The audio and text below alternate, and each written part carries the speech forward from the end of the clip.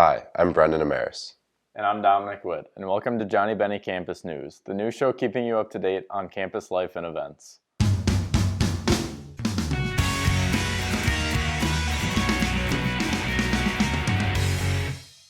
Yesterday, Life Safety Services sent out an email regarding a trespasser on campus. A person has been spotted on both the CSB and SJU campuses on Monday the 19th. On Tuesday, they were issued a trespassing notice.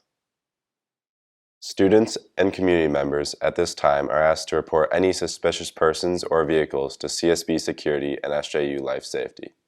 Both numbers can be found on the screen right now and in the description of this video. Now we go to Alex with this week's Sports Roundup. Hi, I'm Alex Lesner, and welcome to this week's Sports Roundup. This weekend, the second-ranked Johnnies look to continue their undefeated season as they head to Arden Hills to take on the MIAC rival Bethel Royals at 1 p.m. The St. Ben's volleyball team swept the competition as they beat the Hamlin Pipers by a score of 3-0. Senior Gabby Hang led the Bennies with 16 kills and 1 block. The Bennies look to keep the win streak going as they head to Minneapolis to take on Northwestern. The St. John's soccer team dominated St. Mary's, winning their match 7-0. Freshman Alex Bowen led the Johnnies with 2 goals. The Johnnies look to keep rolling forward as they head down to take on Gustavus. The St. Ben's soccer team won a close one against UW Stout, 1-0. Junior Abby Willenbring had the game-winning goal for the Bennies. The Bennies look for another win as they head down to take on Gustavus for the weekend. The Johnnies cross-country team placed 5th this past weekend in St. Olaf Invitational. Johnnies will head to Wisconsin September 30th for the Eau Claire Invitational. Emily Renner set 2 new golf records at the D3 Classic in Hastings this weekend to help the College of St. Benedict golf team to a 10th place finish. Renner's rounds of 75 and 71 put her tied for second individually to earn a medalist honors. She finished her second round with 4 birdies and an eagle.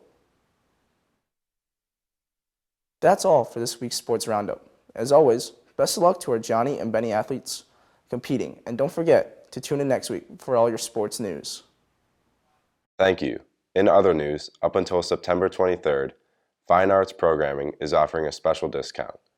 You can get up to 7 shows for $42. You can find out more by visiting the Fine Arts website. Extending the Link is a student-run documentary organization that is currently looking for new interns. You can find out more on their Instagram at Extending the Link. Applications are open until the 25th. Last week, we teased a very special installment of JBCN, The Sit Down. Today, we go to Elijah Brown, who interviewed President Brian Bruess. Dr. Brian Bruess started his educational career at St. Norbert College in De Pere, Wisconsin. After receiving his degree in psychology and sociology, he went on to receive his master's and PhD in college student personnel. After a long career in higher ed, including a presidency at St. Norbert, he was appointed the first joint president of the College of St. Benedict and St. John's University. I sat down with him to talk about his life, the joint presidency, and what it means for the student community. I'm Elijah Brown, and this is JBCN, The Sit Down. Hi, my name's Elijah Brown, and today I'm sitting down with President Brian Bruess to talk about the new presidency and the new leadership here at College of St. Benedict and St. John's University. Can you tell me a little bit about your first impressions when you came into the CSB-SJU community? Yeah, I've really been impressed with, first of all, the passion, the love that students have for these institutions. The sense of belonging and connectedness that they have has been of note. I was able to spend 3-4 days in June and again in July at the reunion, and I got a deep immersion in how graduates of St. Ben's and St. John's feel the passion, the love they have for these institutions and their missions, and a strong sense of community. And Carol and I have really felt welcomed, and so I think that's probably the brightest and most significant takeaway that we've had. Another one would be the willingness of the students and faculty and staff to kind of cut to the heart of the matter and really engage in meaningful discussions real early on. And that to me is another indication of how passionate students and faculty and staff are about these 2 places, and also how excited they are about the future and navigating through the challenges we're facing. The first time I met you actually was the student meet and greet that you did back in, well, it was last semester, I want to say either February or March. But what was really interesting was seeing the way that you and Carol interacted with the new community. And it seemed like you're already a part of it, which was great. Well, thank you for saying that. We feel like we're already a part of it. So you mentioned before about your time at St. Catherine's, the all-women's university. Can you talk a little bit about how that truly prepares you to be the president of CSB? Yeah, well, I think it prepares me to be the president of both institutions. And spent 22 years at St. Catherine in a variety of roles, began really as a dean of students type, and made my way through a variety of different vice presidencies, including that as a CFO for a year. My last couple of years was a vice president, executive vice president, chief operating officer. And that experience gave me a lot of insight into how different parts of a college university operates. But I think more important than that, Elijah, is that I also was raised by the Sisters of St. Joseph's professionally. So I've been a part of a group of religious women understanding what it means to take their charism and their sense of what it means to be a Catholic, in that case, liberal arts women's institution, what it means to take that quite seriously and to really work to incorporate those values into the experience of students and faculty and staff. And so in some ways, that really was a perfect preparation to understand the value of a women's education, but also what it means to develop men specifically as it relates to their development. And it ties back to my graduate program where I looked at the moral reasoning and identity formation of women and men. And that background, that training, and that space at St. Catherine, I think prepared me well just how to manage and how to lead an institution, but also how to have a reverence and a regard for the mission of St. Ben's and St. John's. The term joint president is thrown around a lot, and there's not a definition out there or any examples. Can you tell us what that looks like in your words? Yeah, the joint president as a construct should probably be considered in partnership with what strong integration means too. What the common boards and the sisters and the monks have declared is that they believe that the future of St. Ben's and St. John's is significantly advantaged by having a single president, by having common boards of trustees, by having a single leadership team, and really taking advantage of what it means to be collaborative and to be integrated on many, many levels. So the overarching principle of joint president is having someone, a single vision, a single leadership that allows us to be distinctive about what does St. Ben's mean, what does St. John's mean, who are these two institutions, what's distinctive about them, at the same time taking advantage of integration. And I think of it for purposes on two different levels. On one level, it's about being adaptive and responsive and nimble in the face of great uncertainty and disruption in society and in higher education. But the real goal and purpose of a joint president and strong integration is higher order purposes. And those are things like improving the student experience, making sure that it's increasingly more sophisticated to produce better outcomes, higher levels of satisfaction, to be more attractive to students in the admissions process, and to improve the overall student experience. So the focus of joint president and strong integration will be to enhance the educational experience of students to drive better outcomes. Already fabulous outcomes. So it's a position of strength move, and it's bold. There's nothing like it that I've seen where you have two independent corporations held together by a single president, a common board, so 44 people, the same people serving both institutions. It's a really nationally unique model, and one that higher education is watching what we can do with it. And the goal is to create such an engagement with the community to define strong integration, students, faculty, and staff, and have it produce higher order outcomes. And that's, if we've got great graduation rates, let's make them better. If the student satisfaction is this level, let's move it up this level. And that's really the purpose and the power of a joint president and strong integration. And I can define it, but really the community is going to define it. And that's one of our goals this year, is to engage people to help define what strong integration is. What can students look forward to, or what does that really look like on the student side? Well, I would say there's more to gain on the student piece of this than anywhere else. Because we can talk about efficiencies and cost effectiveness, which is important, but really students have a lot to gain.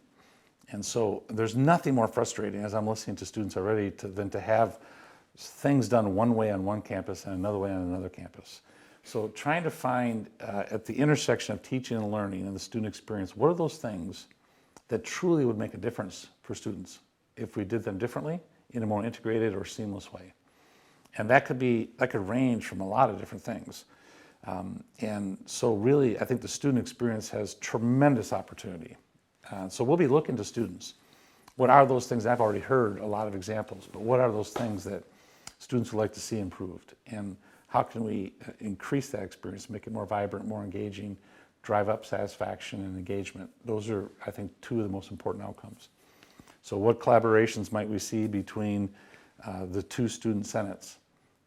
What sort of similarities might we have with housing policies or other kinds of activities that are important?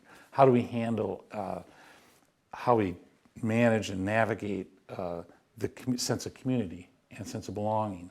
Those are things we have in common. We don't need multiple sets of approaches to do that necessarily. There's great advantage of collaborating and being more seamless.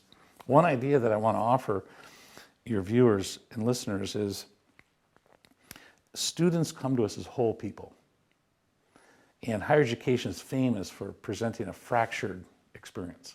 There's pockets, there's barriers, there's difficulties, there's challenges. Our goal with all this is to create a more seamless experience that's more accessible, that is more welcoming, and therefore produces higher level, higher quality engagement, and therefore better results.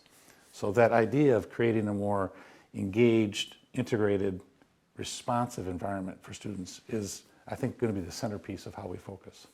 Mm-hmm. I 100% agree with you. That's such a complete way of looking at a person and looking at a problem. Yeah. The learning environment for students should reflect the philosophy and the mission of the institution of holistic education, the holistic development of students. So defining with faculty, staff, and students, what is the signature experience for a St. Ben and St. John student? What makes that really powerfully effective? And what are high impact practices? What are the things that really drive learning and holistic experiences for students? We're going to focus on those things, invest in those more than we already have and in different ways. And it'll probably require not doing some things. So what are those things that we've always done this way, but we want to do them differently? One, what we're going to experiment with this year is with the new students and a single convocation. They usually do two separate convocations when they welcome new students. We're going to do a joint convocation. We're going to try some new ways of being in community with each other. And so it'll be a period of time where we hope people embrace the idea of strong integration. We look for possibilities and focus it on picking those things that we think will have the most immediate impact on the student experience. That's really interesting. I'm looking forward to that. Yeah, it's going to be fun. Yeah. Last year, the CSB-SJU community saw several incidents that harmed everyone in different ways. So what does healing look like now going forward? You know, that's a great question. And sometimes higher education is a microcosm of the larger societal experience. And college campuses face difficult challenges and incidents all the time. I think the real test of an institution or communities like this are how they respond. And I observed how the two communities responded last fall on different matters. And I think we have to recognize that institutions are going to respond over time. So there's phases of healing that need to happen. It begins by recognizing that we're flawed communities and that not everyone feels welcomed in the same way. And it requires us to be intentional, be very intentional. Right now, society is very fractured, very polarized.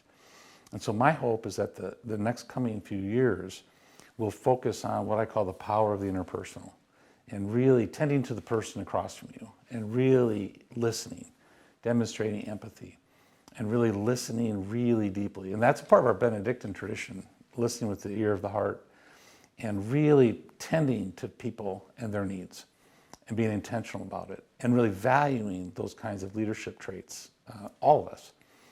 It's also going to require us to just be in conversation. How do we do this better? And how do we improve different policies, different procedures? And how do we raise the bar?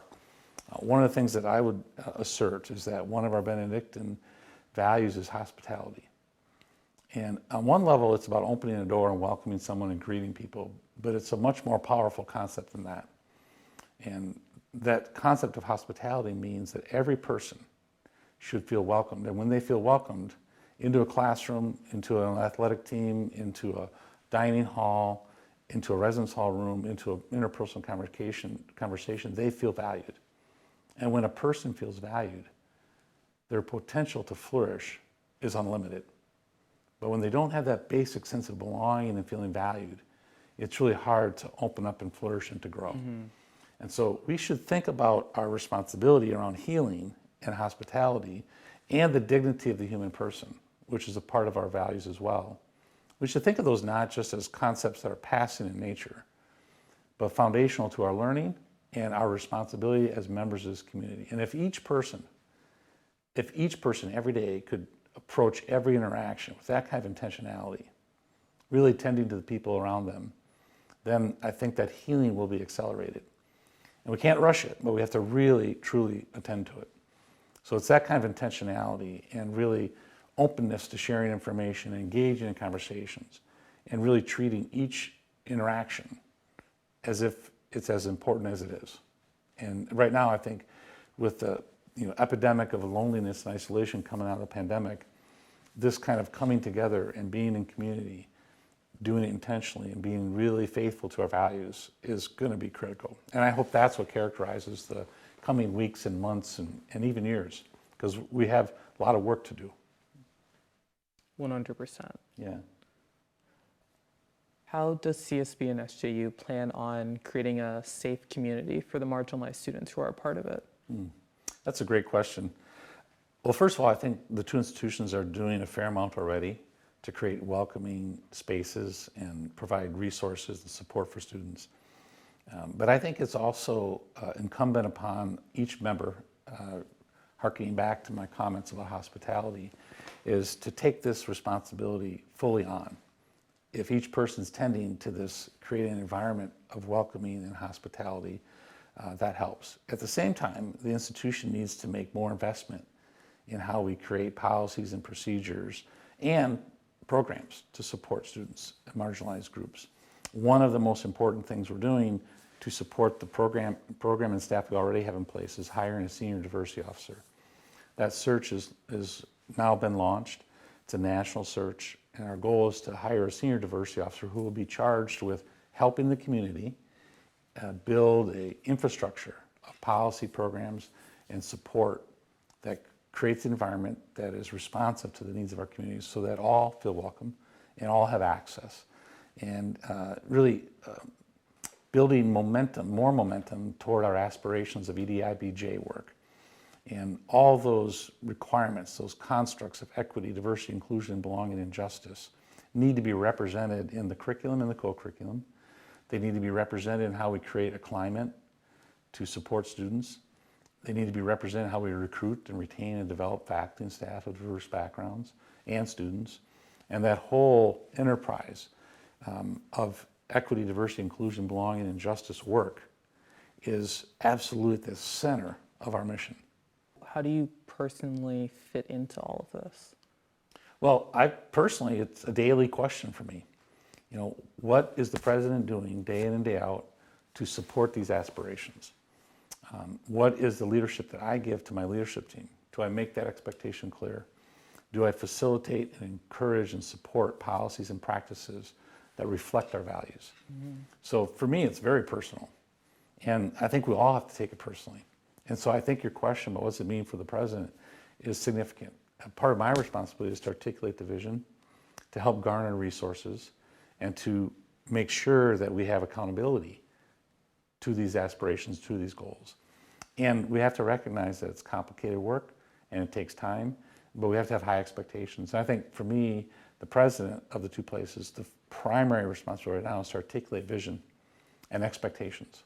So this is my sense of what the community is telling me So the will and the desire of this community is to have a more just, a more equitable, a more inclusive, and an environment that encourages and facilitates belonging and learning. So I'm going to reflect first the vision that I'm hearing the community asking of itself. And then from there, and from all the good work that's already being done, we're going to continue to make increasingly more shared progress on this work. And so it does begin with personal responsibility. It really does. Yeah.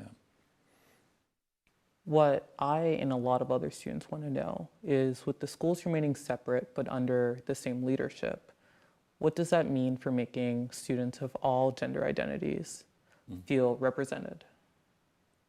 You know, that's a great question. I do not think of the schools as being separate with a common leader.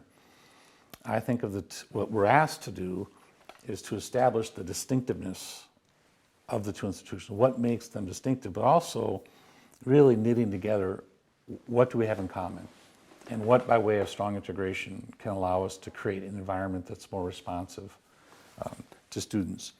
And we have a responsibility to do that for all students, regardless of their gender identification. And so, to what extent are we engaging students in the understanding of what gender is, what it means? To what extent are we engaging students in knowing these questions in the curriculum and in the co-curriculum? Our responsibility, and as the president, one of my primary responsibilities is not to do this for the community, but to create conditions so that the students and faculty and staff retain their agency in doing this work together. And we have a tradition, long-standing tradition, as a college for women and a university for men. What does that mean today in 2022? What will it mean in the next 5 to 10 years? And what competencies and knowledge and expertise do students need to have so they can be effective leaders in society, able to navigate work groups, challenges, and address the perplexing problems of society. Students need to know how to understand and how to engage with all sorts of issues on difference, including gender. So I think our primary responsibility is to create an environment where we can learn and know and discuss. So how do we do that in this societal milieu with the polarization we have? Well, it begins by creating spaces and opportunities to engage in respectful civil discourse about what the differences are, and holding each other accountable as we move through this journey of understanding and exploring. And that's essentially a part of who we are. That's our mission. One has a tradition of a college for women, one has a tradition for University of Men. These are great traditions. But what does that mean today? Okay, so this is the final question. Going into the new school year, the new presidency and the new model of leadership, what's one thing that you want the students to walk away with from this interview? Well, first, Elijah, thanks for being in the interview and asking such great questions. What I want students to know about this moment in time for St. Ben's and St. John's and this new leadership and governance approach for this year is that we expect to engage students in the conversation, to help define what strong integration means and help define our future together. And our focus will be on offering an increasingly more sophisticated student experience and knitting together your experience so it's more meaningful, more purposeful, and producing even greater outcomes. So we look forward to being in partnership with you for your voice coming forward and helping us shape the future forward for St. Ben's and St. John's. And myself and Carol, we're really excited to be here and to be in this conversation and on this journey with you. Thank you so much for sitting down with us, President Bruess, and thank you everyone at home watching. Thank you. In upcoming events, Outdoor U is guiding a campus-to-campus hike from SJU to CSB this Saturday. The hike will leave SJU at 10:30 a.m. from in front of the Abbey Church and hike 7 miles through the Abbey Arboretum. You can find out more on the Outdoor U Instagram at St. John's Outdoor U. Thursday, September 29th is our annual Bennie Day. Bennie Day is where we celebrate the CSB community. Keep an eye out for events. That's all for this week, and thank you for watching. Be sure to tune in next week for updates on campus life and events.